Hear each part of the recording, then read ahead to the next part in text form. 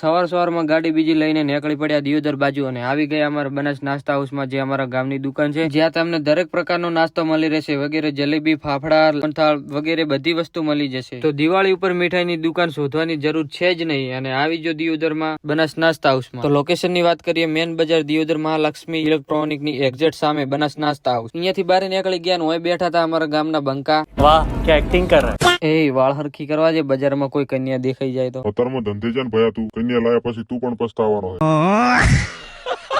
Thesis અમારા shopping ના ડોગેશભાઈ. હાર હારખી હુવા પણ નહીં દેતા. કેટલી નોટો છે આવીને આવી. મારા જેવી નોટો લિમિટેડ છે ડોગેશભાઈ. દુકાને રખડીને પાછા આવી ગયા, કારણ કે આપણે જવાનું છે ઘરે પાણી વાળવા. પછી આવી જતા ક્ષેત્રમાં આવી જતું પોણી વાળતા હોય ને ભોણો ના આવે એવી તો વાત ના બને. વાઘ કા નામ लिया और વાઘ હાજર હો ગયા.